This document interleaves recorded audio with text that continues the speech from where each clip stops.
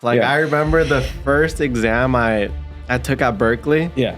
After like that first exam, I went home and I was like, dude, that was like one of the toughest things ever. Like it's really tough because you got to think about it.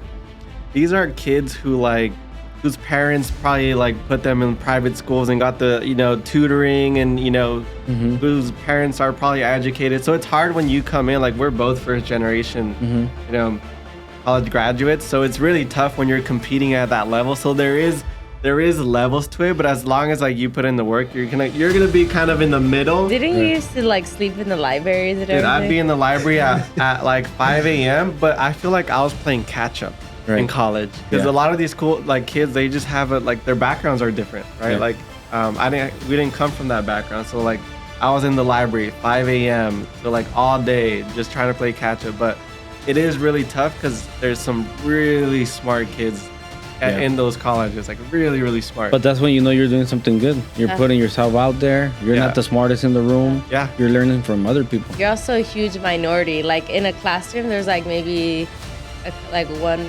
Mexican.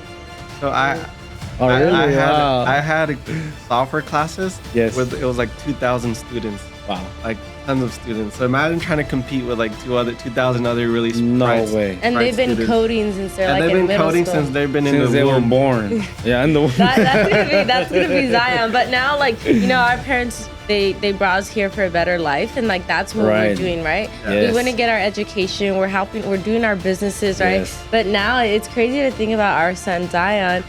He's going to be one of those kids that had the private tutors, that have been coding since the womb. Yeah. Yes. And that's how you change generations, Like it takes one person in the family to change the generations forever. Because Ralph and I were like, man, like we're here at Berkeley. These kids have been coding since the womb. They're so lucky. Their parents are educated. They have all the money. Their parents have businesses. And we come from like, we're here first gen. We're happy to be here. And I'm like, man, now I look at it and like our son is going to be one of those kids. It's going to be the generational wealth. And that's how you change it. I think we need more Latinos heading in that community where we change the narrative of what we're doing in this country. Welcome to the Limitless CEO Podcast. Today we have two special guests. It's a power couple, young entrepreneurs, grads from Berkeley. I'm so honored to have them here.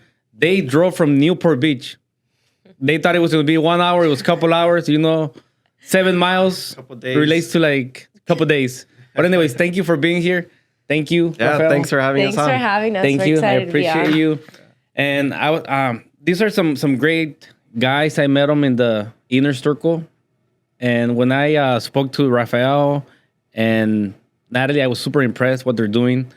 Marketing ads. Then all of a sudden I go on the Instagram and I see this reel and they're like driven ads. I'm like, wow, they're really growing. And I see them, I'm like, damn, you could be my son. You look like 19. And then I see her and they're like, damn, they're doing big things and they're growing really fast. But yeah, I mean, I let you introduce yourself, Rafael, Natalie. Who are you? What do you do? Where are you from? Yeah. So my name is Rafael and Natalie. So we run a marketing agency. So we run Facebook ads, Google ads, SEO, anything related to digital marketing. Right. And yeah, like you mentioned, we're growing really fast. So just like this year alone, I think we've grown over like 1,000-something%. Yeah, That's a lot. We're growing really fast, and we love marketing, and we love helping businesses with marketing, and that's our passion. That's what we love to do. Yeah, and honestly, it's almost like an art. Like, there's nothing better than knowing, like, man, you can touch any business and help it grow. Right. And I feel like we really fell in love and, like, have a passion for marketing, and it's such an exciting business. But ever since we've been in business together. So we both went to Berkeley. That's where we met, and we love marketing. Our favorite movie, it's The Greatest Showman. It's actually about like the first millionaire in the United States. He was a marketer. So that's our favorite movie. Like, we live, eat, breathe marketing. And it's been an amazing journey. And yeah, like Ralph said, we've been growing so quickly, and we're so thankful for that. And we're like riding that wave, riding that momentum, and helping more and more people out. Wow, you said so many interesting points right there. And you as well, like the momentum, the growing. like what was that movie called? The Showman. The Greatest Showman. The Greatest Showman. You guys actually a gotta good watch that movie. movie, marketing movie for marketers. And then you touch on that, like growing like 1,000%. I mean, Yeah. that's huge. Yeah. Like, you know, the average company, they grow what, like 10, 15%? I think it's like I 10 know to for 20. us, I mean, we grew every year after year, 100%. And I thought I was growing a lot. And then I hear 1,000%. I'm like, damn. What do you think? What was one of the biggest factor about that growth? Yeah, I think for us, definitely was finding the right people to partner with, right? So, like part of it was like through Driven, like at the Driven event, we got to go on stage, and like that kind of built our brand. We started booking calls with businesses. So part of it's like investing into yourself, going to like the inner circle, going Right. to the 5K, meeting the right people, and being in the right place. That's going to give you the opportunity to grow. So part of it's like putting yourself out there, networking, and partnerships is really important. Yeah. So Yeah. we've loved our partnership with Albert, and so like we love them. They're good people, and it's amazing. great people. Yeah, Yeah. we love them, and it's been amazing to be able. And they're to, also like, a power couple. Yeah, Yeah. no, it's like Yeah, we yeah. love. So it's they great. We love inspire us a lot too. Yeah, we so. love hanging out with them, but Yeah. learning more. Like working so closely with somebody, you get to learn and pick up on their habits. I feel like that was huge for us. But another thing also is, when an opportunity presents itself, you have to be ready to pursue it. Right. So I feel like sometimes people see like, oh my God, Ralph and Nat, like it's like you guys blew up overnight, right? But Yeah. like what they don't see is like all the nights for years that we've been working. Like till this day, Ralph is still doing like 16-hour days. So it's like, oh wow, like it's like an overnight thing. Yeah. But I think I read somewhere it's like people see overnight success, but they don't see all the years that it took to get there. And I relate You know? 1,000% because I'm that sure you happened get- to me all the time. Like I was working since I was 11 years. Yeah. So like I was born here in LA, but then I was taken to Mexico and I came back when I was 8. I went to school for 3 years and I dropped out. That's it. I like drop out completely, went straight into the field, and I started working 18, 20 hours a day. So when you're saying Rafael is working 18 hours, I believe it because I know I posted a reel on TikTok and it went viral. Yeah. 4 hours of sleep. You can't go on 4 hours of sleep. I did that for 20 years. And then all of a sudden there's people like saying, oh, he's lucky. I'm like, you don't know. You don't know because you haven't been there. Yeah. You know, but when you do it one time, you do it one day, that's one thing. Then you do it 1 week, that's another thing. But just doing it consistently, the momentum, keeping the momentum going for years and years, and then all of a sudden you make it. That's not luck. Yeah. That's actually putting hard work. And you have to put in the hard work. Like I always talk to her because like we were putting all this work and we weren't growing at the level we wanted to be at. Right. But I knew in the back of my head I was like, as long as we're consistent and growing, I would tell her I was like, it's gonna be like this. Like it's just gonna be like this, and one day it's gonna start spiking up. Like we Right. just gotta keep going. Everything keep going. is like, Yeah. I'm sure even with your podcast, you started it, right? Yeah. Your first With couple your podcasts, it's you didn't been see around reviews. for a year, and like Yeah. it started off like this, and then one moment, you started picking up Yeah, trajectory. it started like this, and then it went like this, and then my motivation went like this. But my discipline was like up here. Yeah. And I just kept going, and all of a sudden we went from like 75 subscribers to like 85,000 yeah. yesterday. I'm like, awesome. damn. Yeah. All right. It's totally worth it. Business is like that, right? Yeah. You have like your downs and your ups and your downs, but as long as you're going up, then that's like you just gotta keep going. And I think a lot of people, they're like, oh my God, you guys are so young. They think we just started this, but like they don't realize like we've been in this like business game for a while. Like I started my first business when I was since the 18. moment we met. Since the moment we Wow. met, we also we put ourselves through the #1 public university in the world. So we're not just like random, like okay, they kind Yeah. of just overnight success, like It's not. It took years. It took does. years, and now it's like we're seeing the fruits of our labor a bit. But it's been a journey, and I feel like it's been the best journey yet. Awesome. Yeah, man, you guys touched on so many points. Like you were saying about like growing, how to grow, what make your success easier. You mentioned the right people. Then you mentioned stages.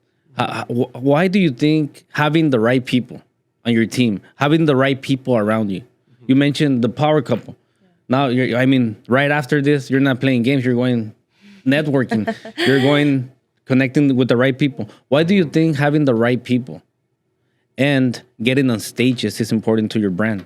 Yeah, I think more than ever now, I've realized how important relationships are in business. Like you can't grow, like even like for our business, we can't grow just, staying behind the laptop and just working all day. You have to go network. You have to build relationships because those people introduce you to other people. Right. You start making, the right connections that can help you get to that next level that you need in business. Right. Now more than ever, I've realized how important like relationships are in business. And like, especially stages, that comes with like brand. And the more you put yourself out there, the more you've seen as an authority, the more people trust you, the more people want to work with you. So stages like what you're doing, going to all these events, Right. super important, especially nowadays. So you think attention, yeah. promote is important? Attention, I think it's also like the building the authority and building the trust. I Okay. think those two things are really important. How do you even build those for the audience? How How do you even do it? How do you get on the stage? Like, because people are like, oh, get on stages. Okay, I'm going to go to a stage. They're going to say, no, who are you? Yeah, you have Yeah. to build your brand. Right. I think you have to build it. For us, we kind of got a little lucky with Albert's because we kind of just, pitched him the idea that we can, take 5 minutes to go on stage, and he liked the idea. We went on there for 5 minutes. After that, we started getting invited to other events. Right, the momentum. And we started riding the momentum. So, I mean, if you're an expert at what you do, people are going to want to invite you to speak. So that's one way, but also building your brand, posting valuable content on social media. So then people are like, oh, okay, you know what? That was pretty educational. Maybe he could talk about that topic at my event or something.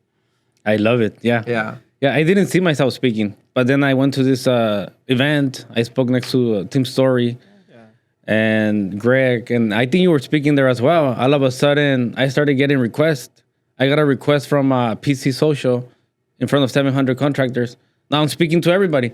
And then I remember that day, I was like, they told me, can you be here for the couple of days? I'm like, no, I can only be there for like 4 hours. So what I did is I was heading over there. My assistant was there. My son was right there. He's also worked for me. Jonathan, shout out to him. And his podcast coming soon. So they called me and they're like, bro, you got to come in with energy because all these people are dead. And on top of that, there's no AC. Oh, but they're mad, they're sweaty, they're hugged. Yeah, and I was already on the road and I'm like, damn, okay. I'm like, Tony, don't worry, I got this. I had my blazer. I don't typically use a tie, but I'm like, today I'm gonna wear a tie. I had a bunch of ties. Back in the days, I used to wear those. Yeah. And I'm like, okay, I'm gonna go different. So I took my tie, double shirt, my blazer, and I'm like, fuck. Tony, no worries, I got this. So when I got there, everybody was like sleeping. They were like, when the people like, they're trying to like yawn, but they don't yawn. Like, and they're going like this, and then they're like falling asleep. So I saw that from all the speakers. And then before I got on stage, I was like on the corner. And I was like jumping. And I told him, check this out, bro. I'm going to get everyone like awake. So I went inside with a bunch of energy because people, like you said, like people relate on energy. Yeah. So if you come in like boring, unsecure, unmotivated, people don't take you. Yeah. And they feel that. They feel the energy, the vibe. And I came in and I had everyone stand up and I started doing push-up. I cranked like 50 push-ups on stage.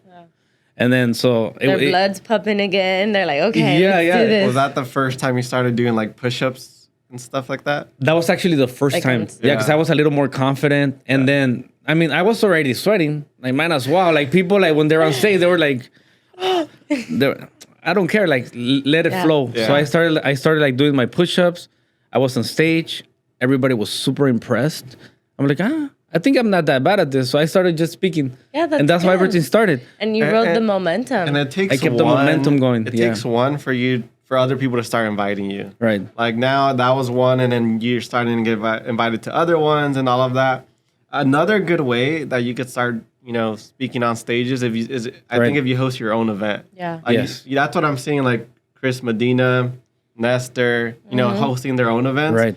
And then now that they host their own events, then they get invited to other events. Yeah, we have a lot of clients actually. We run their ads for their events, and we're seeing more and more people. They're doing, and to start, like, you don't have to do. I feel like people sometimes they get scared of the idea, like, oh God, like, what if nobody comes? Like 300 people. That's me. That's me. Like, I want to. Yeah, but the thing is, like, there is so much power in micro events as well. Like something so intimate. What is a micro event? Yeah, is it like 10, 20, 50 people? I've seen, like, there's scales to this, right? So, like, I've seen some people where they do events of, like, 20, 30 people, but it's, like, high ticket. So, it's, like, all very high quality very people. Intimate Very too, right? intimate. Right. And typically, that's something more niche. So, it's, like, something that they're, like, speaking about in particular, not more, like, motivation.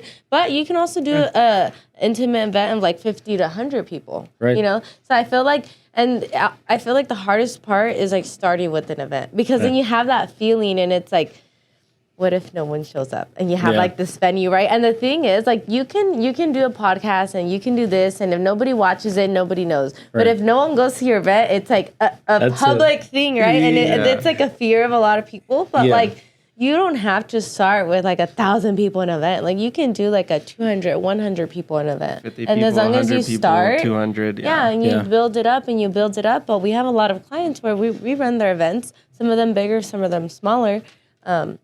But I think it's a great way to, like, put yourself on stage too. If you think about Awesome. I love it. I love all these tips. I'm pretty sure Albert said that he wanted to be on Grant Cardone's stage, but like Grant Cardone didn't let him. So Albert's like, all right, I'm going to do my own event. And that's how Driven happened. So like having your own event and starting, even having like the micro event, starting small and then building it up is a great way to, that's actually something we want to do in January. We want to throw like a smaller event specifically for marketing. So this is a good plug. So in January, we want to be a very specific marketing and ads related event. Maybe like 100 people, anywhere around there.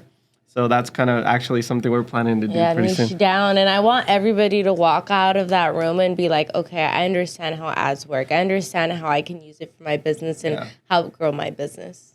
I love it. Yeah, coming soon. Limitless CEO event. 2025. I don't know. Yeah, like you said, it's kind of scary. Like, you're like thinking like, are people going to show up? Like, because you don't know, you haven't done it. But you don't know unless you try. You don't know. And you know, like, the average cost on a micro event?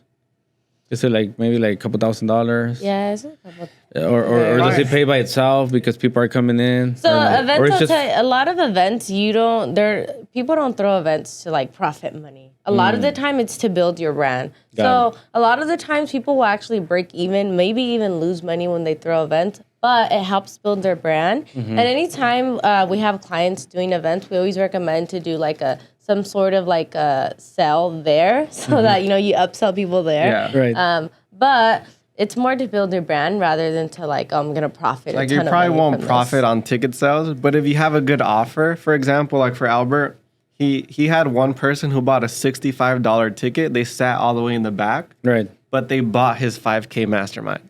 So it's like, you know what I mean? If you have a good offer that you can sell at the event, then you might be able to make some money. Right. But you probably won't make it from the ticket sales. What is a 5K mastermind for the audience?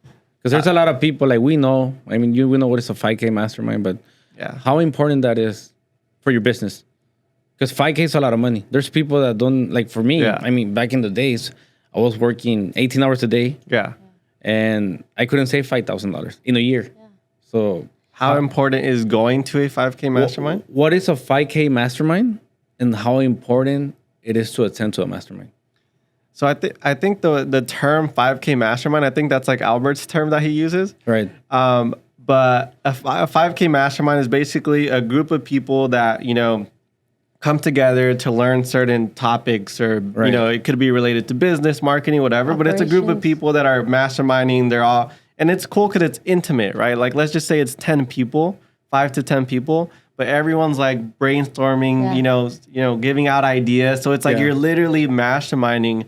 And then how important is it to business? I actually think that was kind of what helped us kind of, build start getting momentum and trajectory, because we went to a mastermind. Then we met Nestor. Then we met all these other people. We met everyone there, right? And the crazy thing is, like, even we have an Airbnb that we have, and our whole plumbing like erupted. It was a huge plumbing job, right? So we're like, man, we need a plumber. Who do we call? Oh, we met a plumber at the 5K Mastermind. So we ended up calling him, right? Now, so it's like some community. of our like closest friends came from that 5K Mastermind, and we still help each other. We still connect. So like, I think it's super important because most people aren't willing to spend 5K to go to this a one-day event, but the people that are, those are the people you want to be around with, right? The people that want to invest into themselves. And actually, a lot of those people at the 5K Mastermind that we had went to became our clients. Wow. So now we run their ads. Right. We help with their marketing, Google, Facebook, website stuff. So, I mean, they became our clients as well.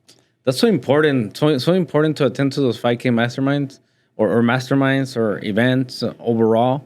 Because if you're attending to the gym, what are you going to be talking about? Gym.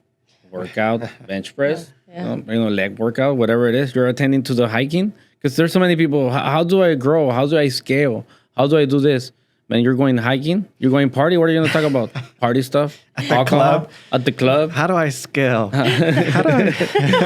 about ads. Yeah, but when you said 5K Mastermind, it's like it makes total sense. Like, how do I find these people? I mean, those people are paying $5K for a reason, $5,000. Yeah. I mean, you're going to find people that are investing in themselves. Yeah. And they're not wasting time. You actually can have a quality conversation about the same subject. And it's not only about like the speakers, because there's going to be speakers sometimes on the 5Ks or the masterminds or the event. But most likely those people are not going to collaborate with you because they're speakers. They're probably at a different level. Maybe they will if you know how to influence people. So that's why it's important to know how to influence, how to sell, how to do storytelling. But like most of the people in that room, most of the people in that event, most of the people in the micro events that you guys are attending, those people are gonna want to collaborate. They're gonna become your clients, or you can maybe possibly future collaborations or whatever it is. So I agree. Yeah. You have to attend to this 5K Masterminds. Yeah. At the end of the day, like business in this game of entrepreneurship, because it's a game at the end of the day, this game that we're playing, it's like a pay-to-play game. Like the more you invest, the more you pay, the faster you get places. So like even this 5K Mastermind, there's other masterminds that are like 15K, 20K. Imagine 30K. The people there, like people that are willing to invest 20K to be in a room, right? And there's levels to levels. Yeah, I mean, we were just at the inner circle. Yeah. Like all those people are investing more money, and those are the people you want to connect with. Right. And a lot of them, like I said, they become clients. So it's like you're investing, but you're making friendships, you're making business partnerships, and you're also getting clients. Awesome. Yeah. So many points. Yeah. So take me back, further back. How do you guys get started in all this marketing stuff? How do you guys met? You guys have a child, right? Yeah, we have a baby, Zion. You guys planned your child. How old is he? 6 months. So he's 6 months. Yeah, so take me back. Where are you guys from? Yeah, so I grew up in Downey, so not too far. Okay. And I went to UC Berkeley. Nice. So that's kind of where the story starts because... My niece went there as well. Oh, yeah? Yeah, for law. Oh, that's awesome. She's a teacher now. That's great. Yeah. So we both were on a full ride scholarship at UC Berkeley, which is the #1 public university in the world. And there's not a lot of Latinos there, so it's a very small community. And basically, one day I posted a YouTube video like what I thought about my first year at UC Berkeley. Right. And he saw that YouTube video, and he followed me on Instagram. And 2 years later, I needed a website built. Right. And I'm like, oh, he's a software engineer. I think he was graduating. I knew he did like web. So I messaged him about that, and we kind of started dating. But at the time I had a notary business, and he helped scale my notary business nationwide within a couple of months. So nationwide.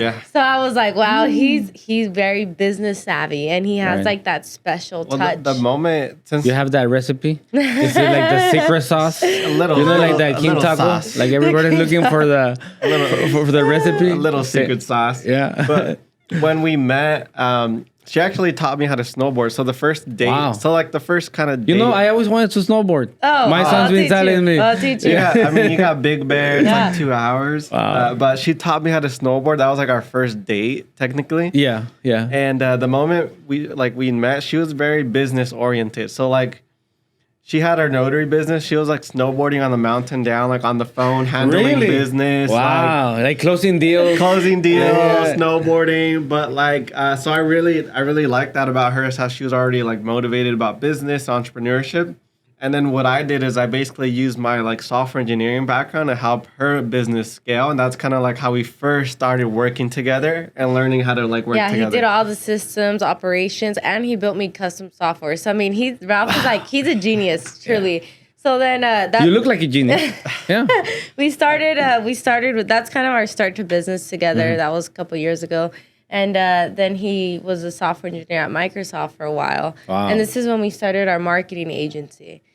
So we love marketing. Like it's almost like that magic touch, right? Yeah, you can like touch any business and help it explode, and which is cool, like, because with my background, it's more like analytical, like with software and stuff. But it's also, I like the numbers and math part of like, you know, ads and marketing, but also like the psychology of like, how are people going to react when they see this headline or they read this or they see this ad? Like the hooks and stuff. Like there's psychology behind it. Like it's super interesting, and that's what we love to do. It is super interesting. Man, you guys are touching on so many points.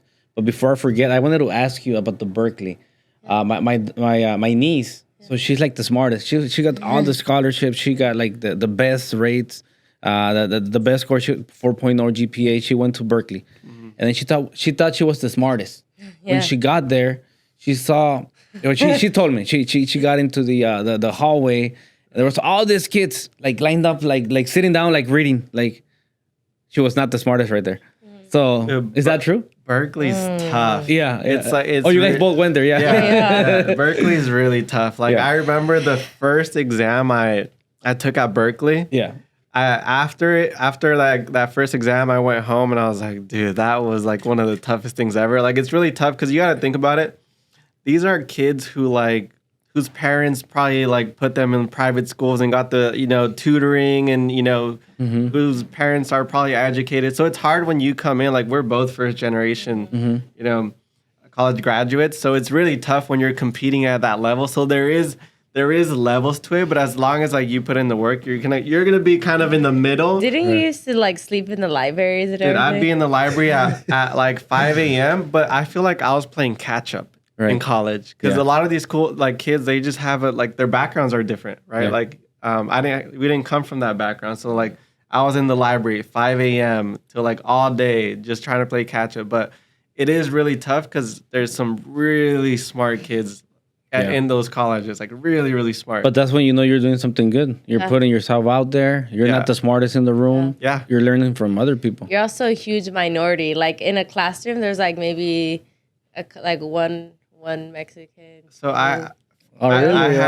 had software classes. Yes. It was like 2,000 students. Wow. Like tons of students. So imagine trying to compete with like 2,000 other really no way. And they've been students. coding since they're and like they've in been coding since they've been in the womb. They were born. Yeah, in the womb. That's gonna be Zion. But now, like, you know, our parents they brought us here for a better life, and like that's what we're doing, right? Yes. We went to get our education. We're doing our businesses, right? Yes. But now it's crazy to think about our son Zion.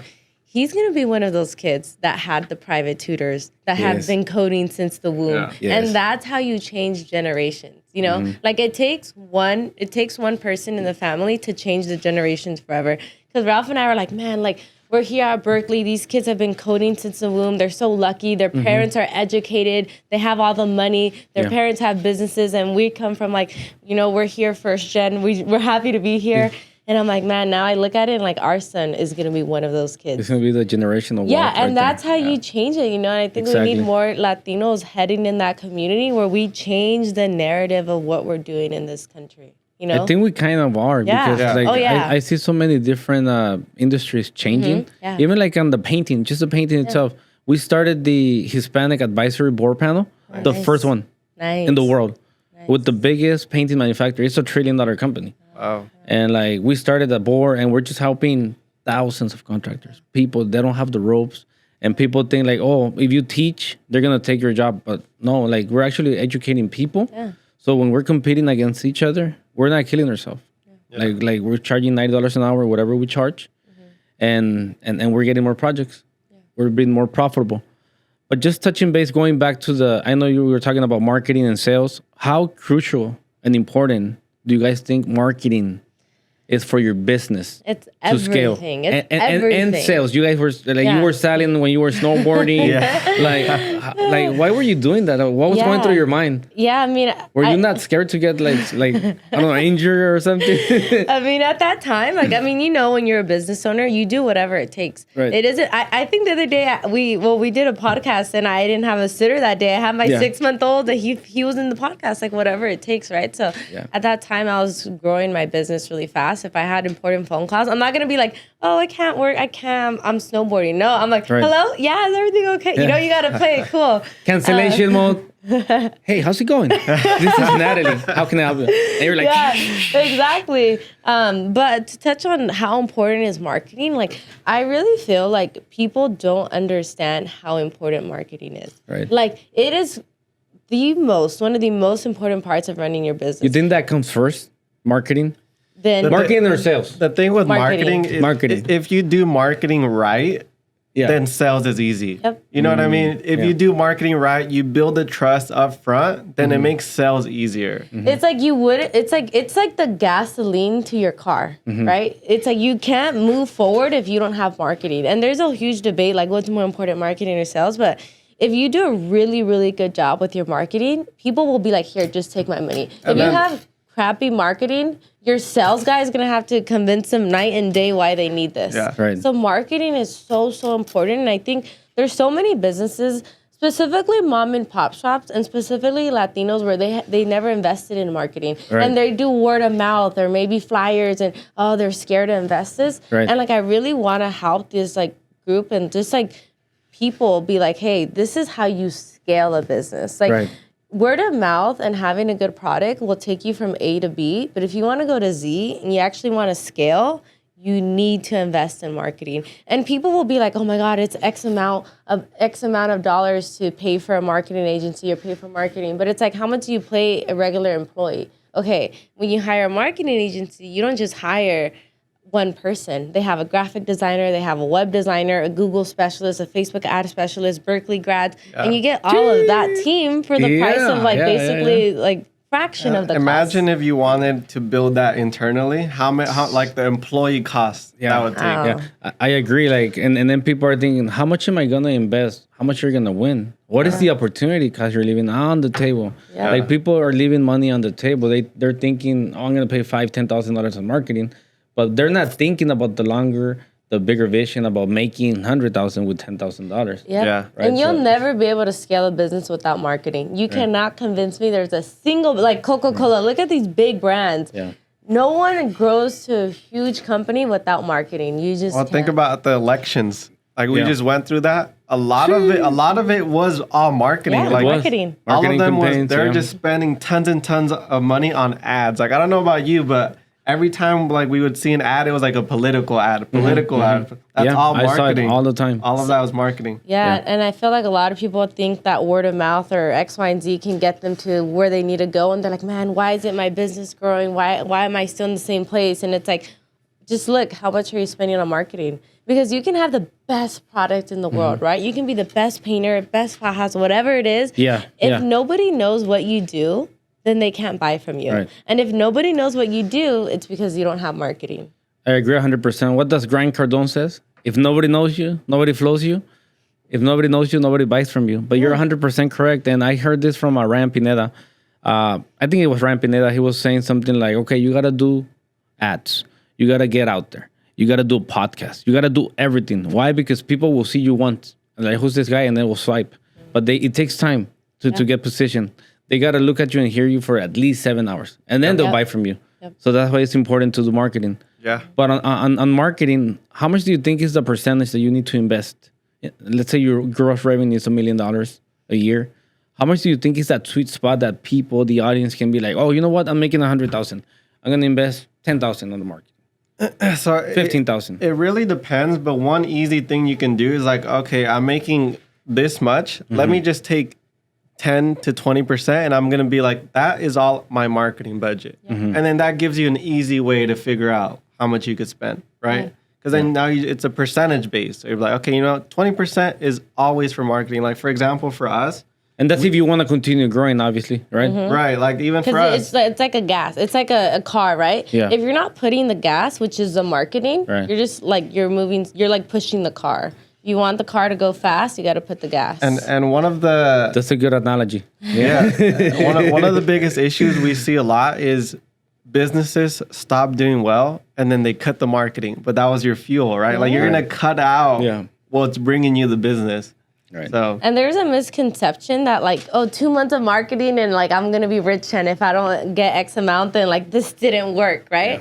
Yeah. Everybody thinks like that. 99%. Yeah, but it's like, imagine if you can get rich and like if you put marketing into your business, right? Fueled it up. In 2 months, every business in America would be rich. Everyone wants to invest like $5,000 on ads and be like, okay, I'm going to be rich in 2 months. That's not how it works. Like, I like to use the gym analogy. Like, when you go to the gym, you're not going to get 6-pack abs in a month or two, right? What about if you wear a faja? You get it on the spot. If you wear a faja, then you might get there faster. I'm just playing around. But yeah, no, it's true. Like, what were you saying about the reps? Oh, that like you're not gonna get the abs overnight, right? It takes consistent effort. You know, you might need to make some tweaks to your nutrition. You might need to make some tweaks to your workouts, but you have to put in the reps and you have to be consistent. That's just like marketing. You can be like, man, I just filmed this like amazing video. It's gonna do amazing. You run it and like, no, that one didn't do as well. Okay, let's tweak it. Let's tweak the offer. Let's tweak the text. Let's tweak the picture. Let's tweak your website. It's like that's what we love about what we do. It's like almost like a game. Right. All these little tweaks, they're so minor. How important do you think is the inventory, like analytics, like checking those little, because you talk about numbers, you talk about all these little things. So how important do you think you start like going, like, let's say you do a run test for a month. Yeah.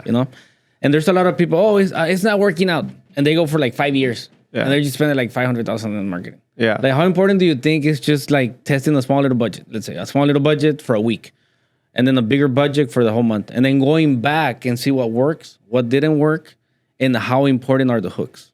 So one of our core values is know your numbers. Like that's one of our core numbers. If you don't know your numbers, how are you? I'm the same way. Yeah, I'm the same way. How are you going to grow the company? How are you going to grow the marketing? So they're super crucial. Like all of our clients' on all of our clients' websites, we add like analytic tools, we add heat map tools. We know every single place where people are clicking, like to that detail. Yeah. Like, for example, so you know your exact avatar. Yeah, we know the avatar, we know the conversion rates on landing pages.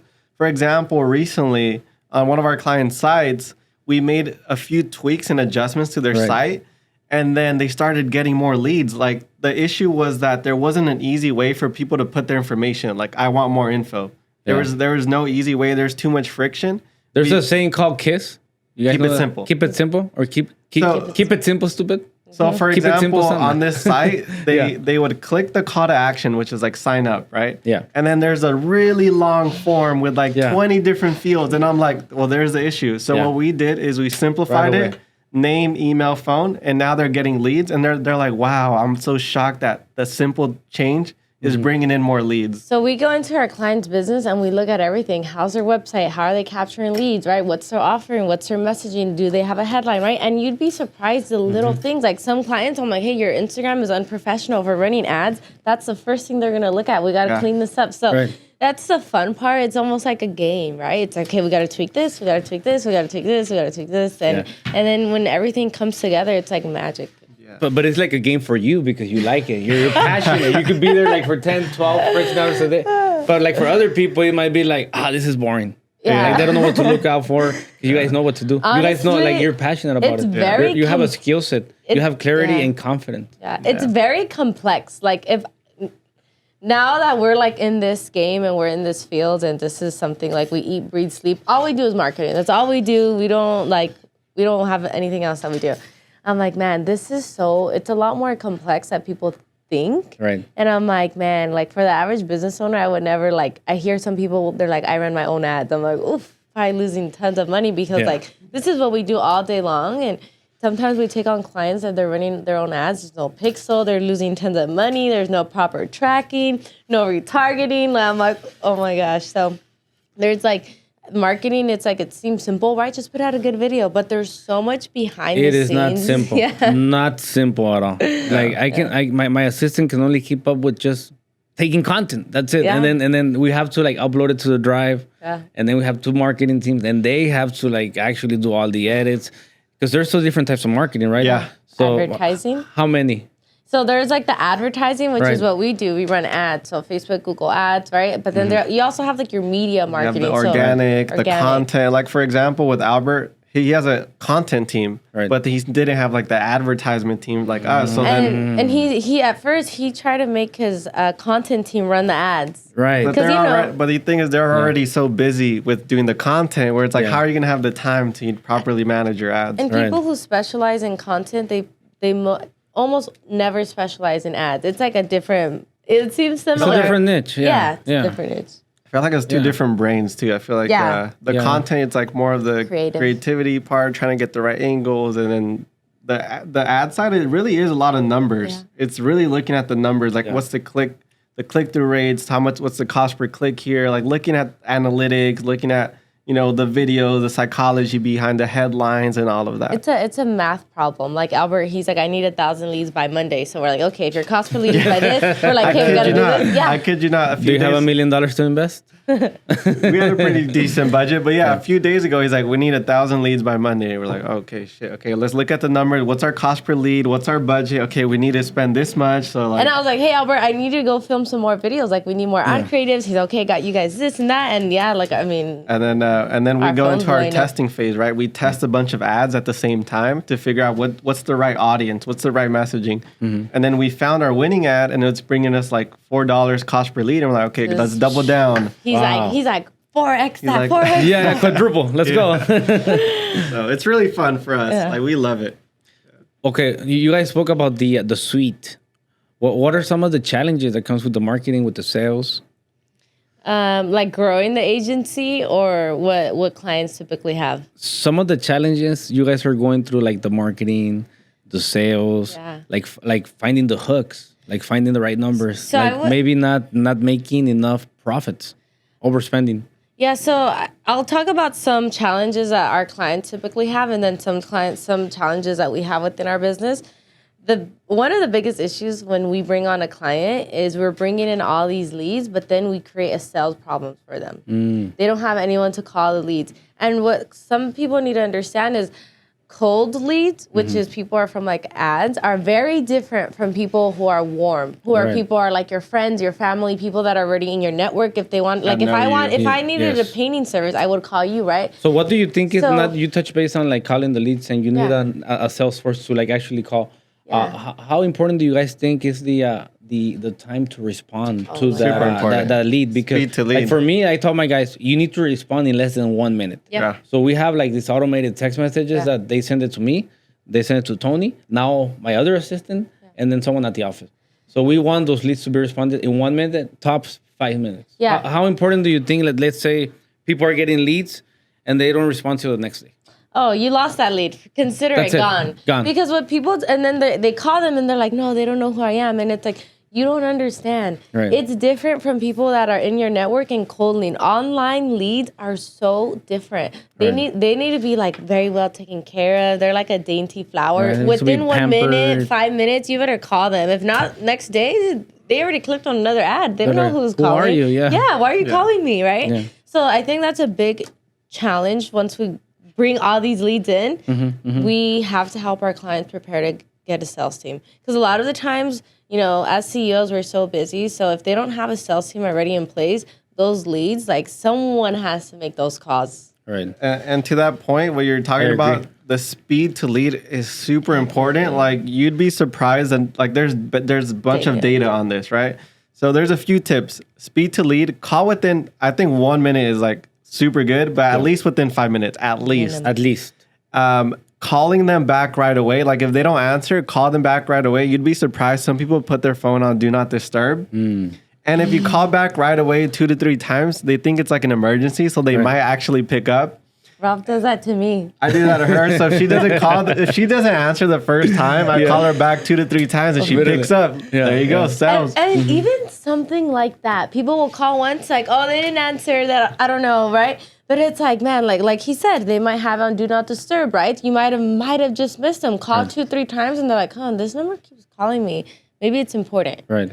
Another thing is like they're like, okay, they didn't answer. Okay, how many times have you called them? Right. And what about calls? So do you call, leave a voicemail, and then because this is what we do. Yeah. But I don't know if I'm overdoing it. So we call, we leave a voicemail, and then we send a text message. Mm-hmm. We send a video text message. Mm-hmm. Then we send an email. Yeah. And then if we can't find it, we just start looking on Instagram, Facebook, YouTube, Facebook. Yeah. Dude, that's perfect. That's We're just hammering people. Yeah. That's the sequence we do as well. And we also do like a voicemail drop as well automatically. So. And that's what people don't realize. It's like, I called once, they're not available. But it's like, did you call in the morning? Did you call in the evening? Did you call minimum 9-10 times? That's another good tip. Vary the times you follow up. So number one, follow up at least 7 times. People like follow up with one lead once or twice and they're like, okay, you know what, they're gone. But follow up at least 7 times and vary the time you call. So usually the morning times and the evening times work the best. So like 7 to 8, 8 to 9. And then like 5 p.m., 4 to 5, that time works the best. This is backed by data. I'm not just like pulling this out of my ass. Inventory. But analytics. It's people in the beginning, they're just starting off their day. And then people in the evening, they're kind of like wrapping up. People in the middle of the day, people are pretty busy generally. Yeah. So by the way, I know you guys are awesome in what you do. You guys are like I call it the Bugatti. So we're the Bugatti of the painting industry. I believe that it's not like people like, why should I pay more? I mean, you should pay more because you're getting the entire experience. They're not just dropping the ball. You're following up. It's the people. You guys are people person. We're not like you said, you're not behind a computer, texting, emailing. We're not back in the days anymore. Now it's like you got to build connections, build trust, talk to your people, go out with your customers one-on-one. Why should people go out to what's the name of your company? Driven Ads? So we have a partnership with Albert, which is Driven Ads, but then which is a joint venture. Right. But our company is called Great Marketing AI. Great Marketing AI. Why should people go there instead of Jones Marketing? I think, why are you different? Because people are I mean, they're promoting their brand, and at the end of the day, there's millions of companies, and there's people. Yeah. Everybody's claiming to be the best. Everybody has the best website. Yeah. Everybody has the best hooks. Nowadays, I saw a reel from that event. This lady, she was saying, oh, you guys got to hire us because we have the best marketing, the best hooks. And now you can go on Chat GPT and do your hooks, go viral, and get into the emotional. Why should people go to Natalie and Rafael? So on that point, on the Chat GPT point, I think there's tons and tons of agencies, like marketing agencies. They're a commodity, right? Right. One thing we're trying to do to differentiate ourselves is we're actually trying to hone in on the AI piece. So that's why she said great marketing AI. You think AI is important? Super important. Yeah. Super important. And it's going to be even more important. And the people that don't think it's important are going to get left behind. Right. Yeah. I mean, I saw Elon Musk. He came out with those taxi bots. The taxi bots. He has the robots coming out. Yeah. So we're not just a marketing agency. We implement AI, and that's where his software engineering. I mean, he worked at the top company in the world, Microsoft. So it's not just we're just a marketing agency online. We have a very we're educated background, but because of that software engineering experience and that technical, we're merging technology, AI with marketing. And that's very unique. And that's what's different. And there's some really cool AI features you can use into your business now. Right. One of the ones that's becoming a lot more popular is AI phone agents. So imagine someone calls your business and AI replies back, gets all the information you need, and then sends it, either does it live transfer or sends it a text to your team or something. That's AI so amazing, but it's so scary at the same time. Sometimes I get these random phone calls all day and they're like, it was a robot. Yeah. I just hang up immediately. Yeah. So now when I'm getting those scam likely, I don't even answer. Yeah. But it's so scary, but it's good at the same time. And there's many ways that AI can be used. So for example, Ralph, he knows how to train specific ChatGPT. So you can train AI? Yeah. Wow. So imagine with that phone example. Really? What's really cool about that phone example? Because imagine like Can you train them on like a special niche marketing plan for a specific business? Yeah. yeah, there's a way to prompt it so you can tell it like how to respond, what to ask. Like you can literally train it. So the other day, Wow. actually, Ralph built a custom GPT, which is like he trained a GPT model with the best copywriters in the world, right? So imagine we had the best copywriter in our marketing agency. We would have to pay them millions of dollars, right? Yeah, you do. So he trained this GPT one night and he brought all different, the best of the best. So I think it was like 5 different copywriters. He merged like basically their copywriting experts and their brain into one GPT. Wow. And we have a copywriter GPT. So now I can be like, okay, I have my client here. He has a painting industry. I give the GPT a prompt. Right. I say, give me a sequence to help grow his business through email, whatever. And it's gonna prompt different sequences, and it has the best copywriter like in the world. And if you imagine you were to pay somebody on the team that was the best, you'd pay millions, right? Now we have an employee Right. behind it, works for us 24/7, around the clock, no holidays, no times off, No sick basically time. free, It's not and pregnant, no family leave. and it's the Doesn't get best, sick. and it's the best in the world. So Yeah. like we're Yeah. also leveraging AI within We're our using business. it a ton. That's how we're Yeah. able to move so fast. you Yeah, know? I heard that before. Like, I have another friend. He has a company called Websites Depot. Yeah. He's huge. He's a big guy, makes millions of dollars, and he was saying about like he let go a lot of people that did copywriting for Yeah. the same reason. Yeah. AI, Dude, amazing. AI is really good for things like that. Copywriting. because they don't make any scripts. errors. They're really There's fast. no they're, typos. they're actually very creative. It's interesting. Like it comes up with, like if you tell it like give me a creative idea for a video ad, like it's gonna give you some pretty creative And stuff. we have our Right. custom GPT. So like if you just go into ChatGPT, that's not the ChatGPT we're using. We have the one very that he custom. trained. So With isn't the- that the one Trained that it. we have on the app, the ChatGPT? He trained that- that one that- specifically. That's Yeah. our secret sauce. Yeah. So we have a lot of those, not just one. We We have have like like what? 20 plus. Yeah. But not Custom GPTs. Custom GPTs, but that's not something that anyone can just learn because you guys went to Berkeley. You know, you guys Yeah. did the time. You guys put in the work. So it's not like me trying to go to ChatGPT. It's not gonna be the same thing, right? Yeah. Well, we really tailored it for marketing and for what we Because you need. customize it to the person. And we customize it. Yeah. We have a GPT that knows the ins and out of our entire business as well. So. Yeah. And why other people want to like leave what they're doing, like do their own, like their business to do something that you guys are an expert on, right? Yeah. How long did it take you to learn all of this?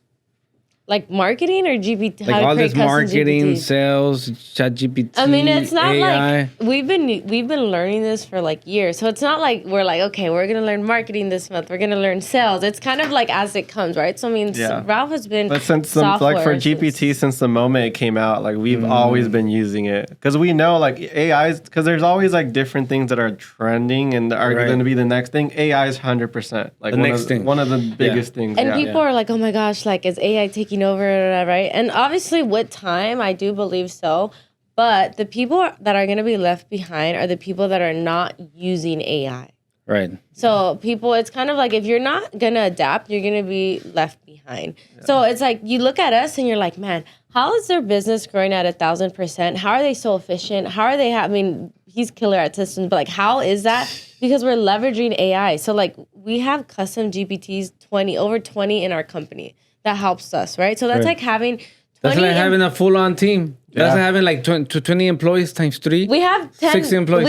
We do have real people on the team, Right. but They're all robots. It's not all AI. not all AI. All ChatGPT. They're No. Elon Musk Customized. robots. Yeah. But it's like, man, imagine you had 20 employees right now, works 24/7, never takes a day off. You don't even have to pay them. It's like the best thing ever. So we Yeah. have 20 of those, and we have real people too. The AI is That's pretty amazing. cool. Yeah. What other things do you have different than other companies? I think to start is I would say we have a Ralph here who he has a software engineering background, which is very unique because anyone can start a marketing What does that agency. mean? Software engineering. How do you even eat that? Do you eat it? Do you play with that, or what is it? Because the audience probably don't know. How do you Like explain what a software engineer is? software engineer. That sounds really fancy. Actually, it's like myself. Like, well, what's your title? The executive visionary. Okay. Yeah, software engineering does sound good, but essentially, software engineers they build software. So like the apps on your phone, the software running to build this to do the videos. So they build software. So my background is like, imagine someone coding, building code to build some type of software. So I'll give you an example. When I had my notary business, so the way it works is someone calls me and they're like, I need a notary. And then I have like 5, 10, 15, 20 notaries. I'm like, hey, can you do this job at 10? No? Okay, next person. Can you do? So then that's what he saw. What he did is he built me custom software from scratch.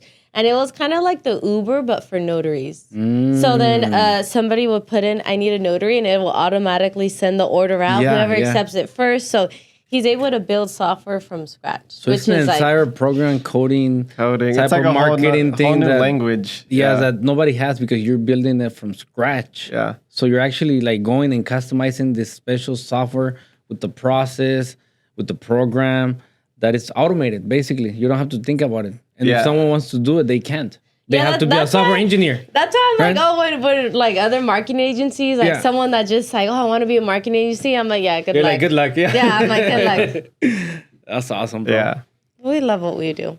I mean, you're really passionate about it. Yeah. You can see. Is there anything else you want to throw out there? I mean, if you guys can go different routes. You guys can give out some business insights. You guys can throw out some promotions, promote your company. Like, why should people go out for you? And do you have any, like, on this podcast, do you have anything that you want to throw out there, like a special? Like, if you guys sign up this month or next week or something. Or just mention Limitless CEO and then you get like a 10% off or something. Yeah, so we can definitely put our link in the description. If any business out there needs marketing, which they all do, and they want to work with us, we'll put the link so that we can book a call, and we'll have a special promotion if you mention that you came from that link, so we'll be able to track that. And honestly, we really just want to help businesses, like, because there's such a narrative of like, people have this scarcity. They're scared to invest in marketing, right? They think it's like, oh my God, if I invest this much, how much am I going to get back like this month? They don't understand it's like a long-term play. And I feel like especially like mom and pop shops, they're always going to stay a mom and pop shop if they're not investing in marketing, if they're not investing in their systems, their operations, right? You know that better than anyone else. And it's almost like a little frustrating when I see companies, they have a good business and they're good at what they do. But I'm like, man, they're never going to grow unless they invest in marketing. You know why? Because people think that it's always about the money. Yeah. They're so afraid about the change. Yeah. But like, I think you guys have a good expertise and you guys can actually help people. Yeah. I'm really impressed. Thank you. I really am. Thank you. Yeah. And honestly, we love what we do. Like I'm telling you, like last night too, we're always like Friday night, people are going out. If you were doing watching movies, we're over here learning about other skills. So we're always like learning and growing, and marketing changes fast. The algorithm changes fast, and you need people that are obsessed with it, like Ralph and I, so that you're always up to the latest trends. Not people who have been doing this for so long and they only know the old way, right? Yeah. We're always evolving. We're always changing, and honestly, we do a lot more for our clients than we say. So we'll say, oh, we do Google and Facebook ads, but then our clients have bad websites. They don't have a Google. They don't have a Yelp. And we're like, okay, let's help you out here. You guys do like kind of like a 360. Like you guys look over all the entire. It sounds like you guys are looking into every single aspect of the marketing. We try to come in like as a fractional CMO. We're not like, oh, I'm just gonna run your Facebook ads. We come in and we're gonna partner up with you. Like if we were your CMO, you know what I mean? Every big company needs a CMO. So that's what we kind of try to. That's the approach we take. And with her, she was saying like things change like fast. Facebook ads, the way you run Facebook ads now is not the same you run Facebook ads a year ago. So if you think you're gonna keep up with all the latest trends, it's tough. Yeah. And then Facebook might be gone 10 years from now, but the marketing principles are still there. So it's like we're still applying the same marketing principles to whatever platform. Right. Whether that's TikTok, YouTube, Google, Facebook. And that's what we love to do, is help businesses across all those platforms. It's amazing. And make them all work together. It's like a dance. It's like a sync, you know? There's nothing more cool when like a client looks you up, or like let's say like someone's looking up like painting near me, right? And then they see your Google ad. Just right painting. Just right painting, right? The Bugatti of the painting There industry. you go. Yeah. And then they go on Facebook and boom, they get retargeted with your ad. And they're like, wow, they're everywhere. And then they go check their mailbox, boom, a direct mail. And they're like, oh my goodness, right? And they're like, how do they know? Or like, my phone's listening to me. And it's like, yeah, we are. They are. I'm just imagining people like on the black sites. Damn, just try painting. Yeah. Yeah, no, that's crazy. Do you guys want to throw out your social media platforms? Where can people follow you? Yeah. Do you guys have a website? Yeah. So you can check us out at greatmarketing.ai. And then our Instagram is also greatmarketing.ai. So you could follow us on there. And then my Instagram handle is _Rafael Hernandez. Mine is Natalie HDZ4. And if you find mine, you find his. If you find his, you find mine. Yeah. And And you find hers, you'll find the great marketing you'll AI. find everything. And you'll find Zion on there somewhere. And Zion as well. Yeah. Well, thank you so much for being on the podcast. Go and follow them. Go and hire them. They're doing big things. I appreciate you being on the podcast. And thank you for the audience for chiming in to the Limitless CEO podcast. And we'll see you on the next one. Yeah. Thanks Let's for get it. hosting us. Bye. Thank Hell you. yeah. Thank you. Yeah, that was awesome. Appreciate it.